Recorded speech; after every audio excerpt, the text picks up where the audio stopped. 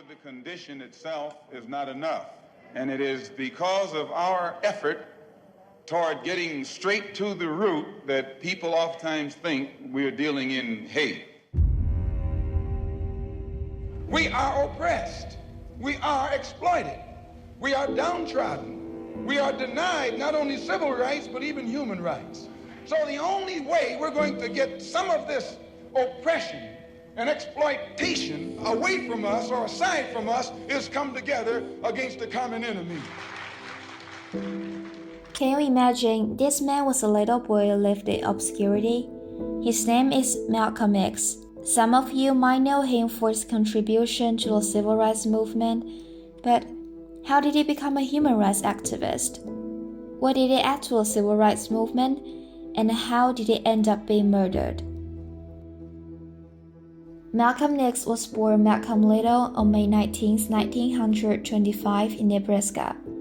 Malcolm encountered racism already as he was 4. The household family was set on fire by a racist mob, and the town's all-white emergency responders refused to do anything. When he was 6 years old, his father, a Baptist minister, died after being hit by a streetcar. He was obviously killed. However, the police said his death was a suicide. After that, Malcolm spent his adolescence in the house of family friends. Although Malcolm was a good student, he left school at 15. He engaged in several illicit activities which dealt with drugs.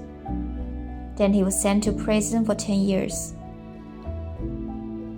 In prison, he joined the Nation of Islam through his siblings. And what was this organization actually? The Nation of Islam was a radical organization which encouraged the use of violence for self-defense. Malcolm adopted the last name X as a symbol of his unknown African ancestral surname. After his release from prison, Malcolm helped to lead the Nation of Islam during the period of its greatest growth and influence. He worked with the leader of NOI, Elijah Muhammad, and soon became assistant minister of the nation's main temple in Detroit. He was a speaker for NOI, spreading the message and helping to recruit new members.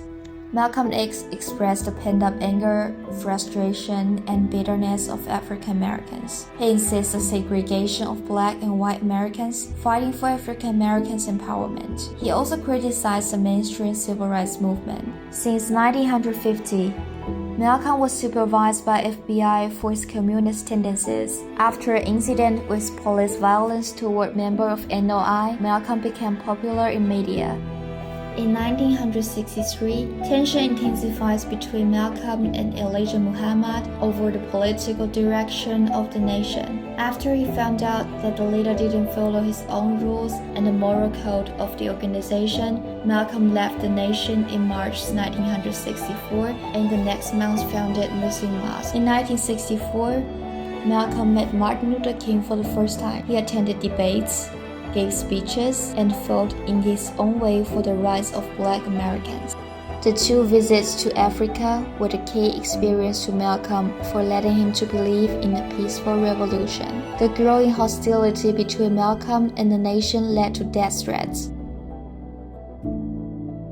On February 21, 1965, Malcolm was assassinated while delivering a lecture at the Audubon Ballroom in Harlem. A NOI member suddenly yelled at him, and as Malcolm X and his bodyguard tried to quell the disturbance, a man rushed forward and shot him once in the chest.